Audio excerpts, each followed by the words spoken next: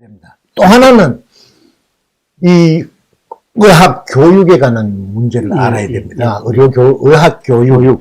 일반 판사나 검사 만들고 회계사 만들고 변호사 만들고 행정 관련 만드는 거 분필 가루 가지고 칠판에서 써가지고 그 책으로 배우는 거 하고 의과대학에서 하는 거 하고는 근본적으로 다릅니다. 이거는 실험이 전제가 돼야 돼요. 실험. 네, 인체를 대상으로 하기 때문에. 그렇죠. 그래서 의과대학 실험실이 어떠한 공학 실험실보다도 정교하다는 부분입니다. 그래서 돈이 많이 드는 겁니다, 이게. 정말. 그리고 의학 교육은 도제 교육. 절대 이거는 집합 교육으로, 교양 과목 같은 건 집합 교육으로 50명, 100명 모아놓고 하지만은 하나하나 교육을 할 적에는 이 도제입니다. 예를 들어 이제 시체를, 인간을 하자면은 시신을, 그걸 봐야 되지 않습니까?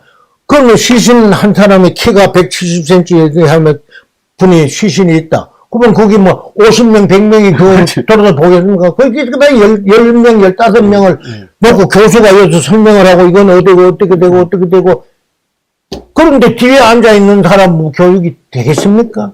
그래서 이 숫자도 감안돼야 되기 때문에 이 의사의 의과대학 입학의 정원이라든지 이 부분은 일반 단순하게 생각해서는 절대로 안 되는 이유가 또 한 가지 여기에 있습니다. 그러니까 지금 대통령이나 복지부나 무슨 대통령의 수석이나 딱 한 가지 하나 이야기만 합니다. 아, 그렇습니다. 그러니까 국민 1000명당 의사 수가 OECD 평균보다 낮다.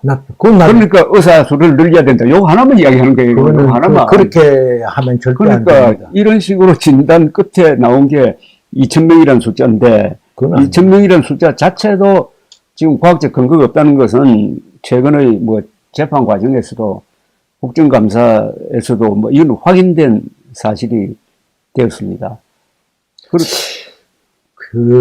그리고 아까 처음에 모두에도 이런 얘기가 잠깐 있었습니다만은 종합적으로 봐줘야 됩니다. 그렇죠. 왜냐하면은 이 의과대학 정원을인데 소위 말해 의료 공급자 단체하고 의사협회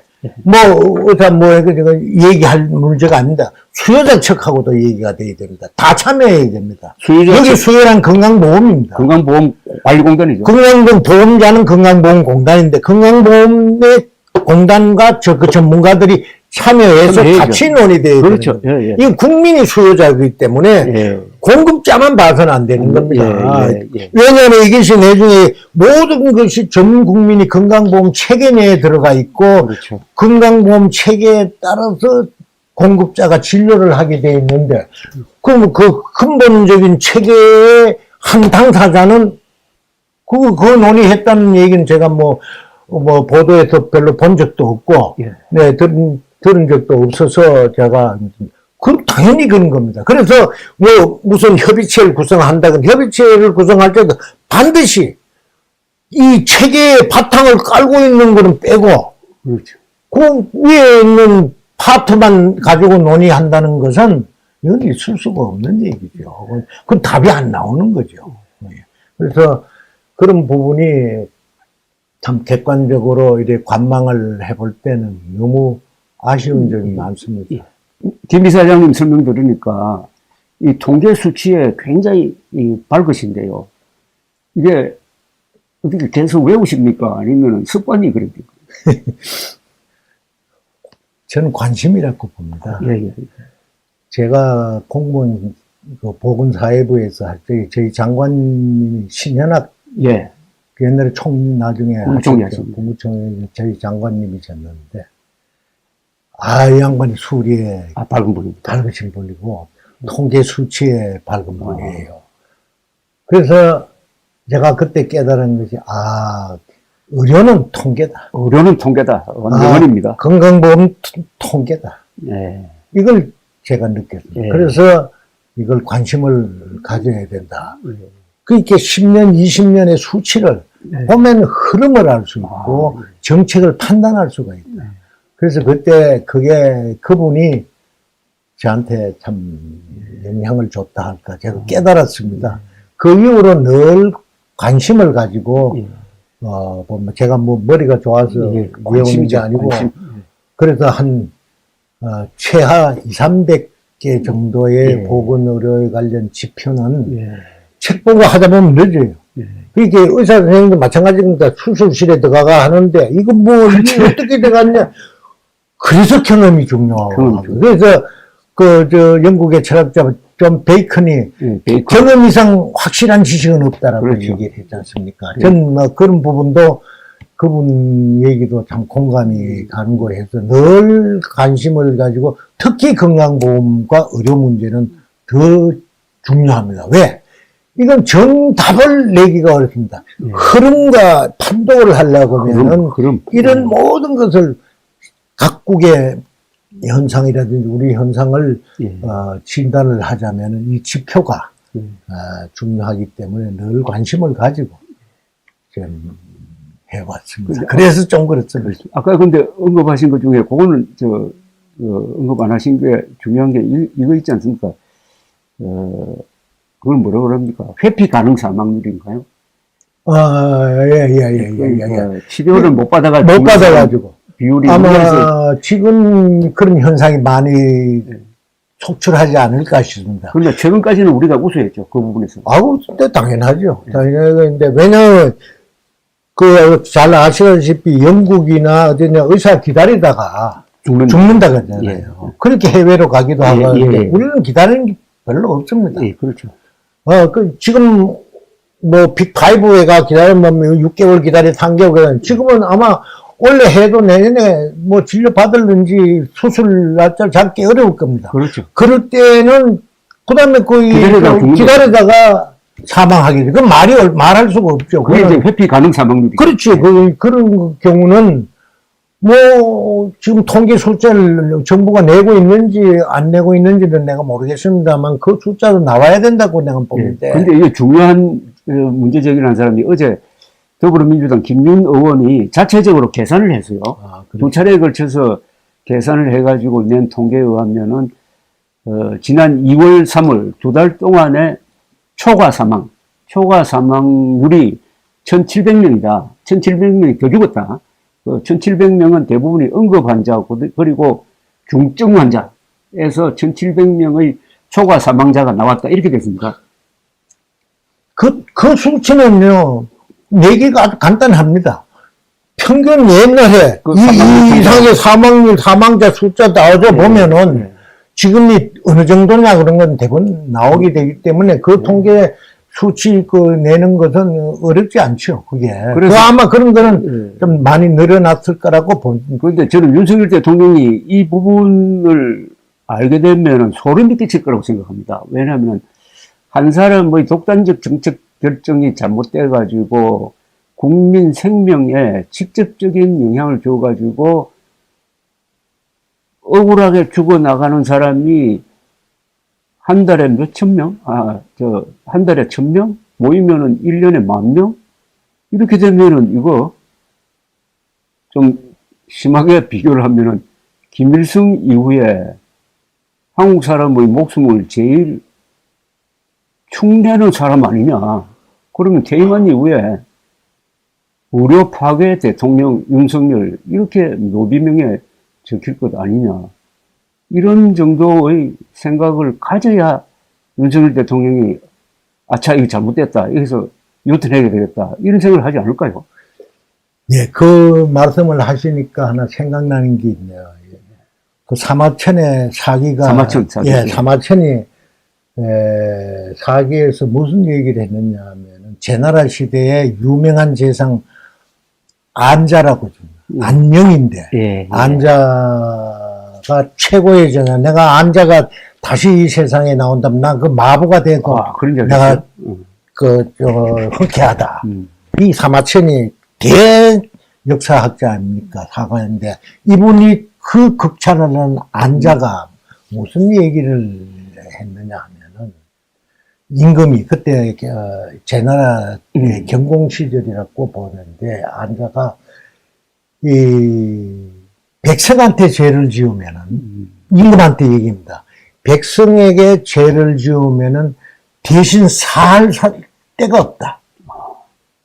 공자도 그 비슷한 얘기입니다. 악한 일을 하여서 하늘에 죄를 지으면은 빌 곳이 없다. 빌 곳이 없다. 그리고 백성의 입은 임금님의 친인 옆에 있는 신하는 침묵을 하고 멀리 있는 사람과는 벙어리가 되더라도 많은 백성의 입은 쇠도 녹일 수 있다라고. 그만큼 백성의 목숨에 죄 짓지 말라는 얘기를. 그렇죠. 거기 2500년 전에 이제 대부분 말씀을 하시니까 내가 그 생각이 지금 납니다. 그럴 정도로 최고의 지도자는 백성에게 죄를 짓지 말아라는 겁니다. 그게. 그래서. 그럼 제가요, 지금까지 진행되고 있는 의료 사태를 한번 정리를 해봤습니다. 제가 쭉 정리할 때는 한번 들어봐 주시고, 검증을 해 주시기 바랍니다. 혹시 빠진 게 있는지. 첫째, 2,000명 정원 발표 이후에 전공의 의대생 합쳐서 3만 명의 사직과 휴학에 대한 윤석열 이 정부의 아주 무리한 대응으로 올해 일반 의사 및 전문의 약 6,000명, 약 6,000명 배출 중단이 지금 예상이 됩니다. 그래서 1년에 2,000명씩 5년 동안 10,000명 늘리겠다는 계획은 이미 출발하기 전에 실패를 해버렸습니다. 세 번째, 세계적 대형 병원들의 줄도산 위기, 특히 중증 환자 치료 및 의학 연구에 차질이 빚어지고 있습니다. 네 번째, 지역 및 필수 의료 붕괴.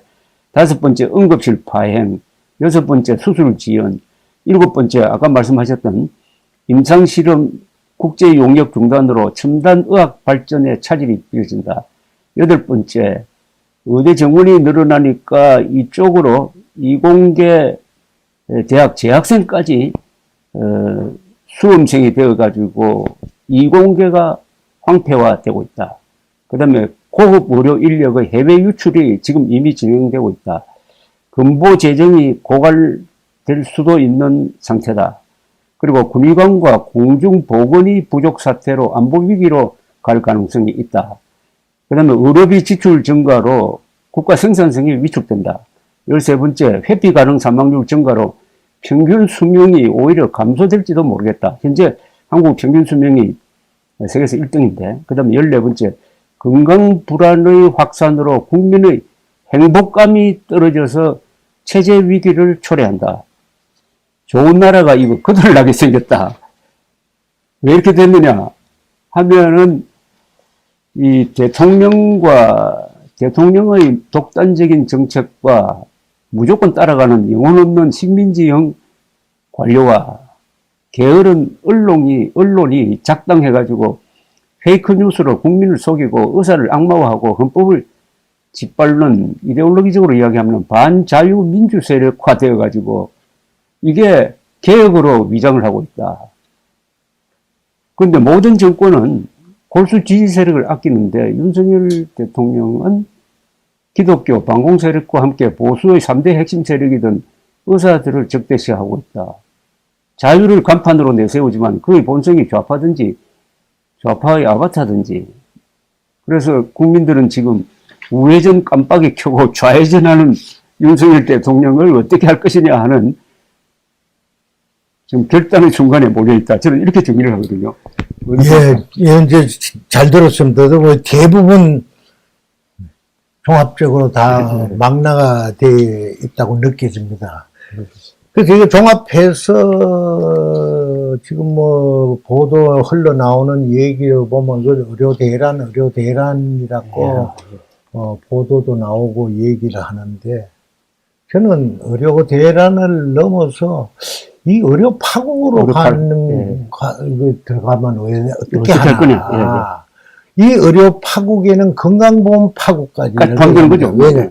이 공급이 파괴되면 수요도 또 파괴되기 마련이에요. 그거는 시간 문제지. 그랬을 때 국민 생활은 어떻게 될 것이냐 가늠하기 어렵습니다. 뭐 지금 당장 뭐 내년에 의사 안 나오고 전공의들 안 들어가고 의과대학에 시험하고 국시 안 보고 하면 뭐 내년 공중보건이가 안 되고 군의관 안 되고 뭐 지금 생각하는 건 뭐 다양한 변수가 일어나죠. 이제 이거를 아마 생각지도 못하는 여러 가지 변수가 아마 이건 많이 대부분 열거하셨지만은 여기에서도 우리가 상상하지 못하는 어떤 현상이 일어나는지 저는 모른다고 저는 생각을 합니다. 그래서 그걸 참 그래서 대란의 수준을 넘어서 파국으로 가는 건 어떤가 이 걱정이 참 됩니다. 그래서 저는 혼자 이렇게 있으면서 제가 이 제도를, 의료보험 제도를 도입했고, 전 국민 40여 년 이상을 직간접적으로 이것을 참여하면서 보는데, 이제 우리 세대는 그렇게 이렇게 잘 지내왔는데, 이것이 지속 가능하지 않으면은, 지속 가능. 이게 어떠겠냐. 이래 해가지고는 지속 가능하기가 어렵습니다. 그래서 빨리, 이 문제를 해법을 찾아야만 됩니다. 해법을 찾아야 된다. 찾아야 되는데, 저는 그렇게 봅니다. 여러 가지 논의를 할 수가 있겠습니다만은, 사람이 사는데 사람의 문제는 문제가 있으면 해답은 있다. 문제가 있으면 좀 긍정적으로 봐주시면 좋겠습니다. 정부도 그렇고, 의료계도 그렇고, 문제가 있으면 해답이 있다. 그런 자세로서 이거를 봐줘야만 되는데, 기본적으로 세판을 떠줘야 된다. 이 부분.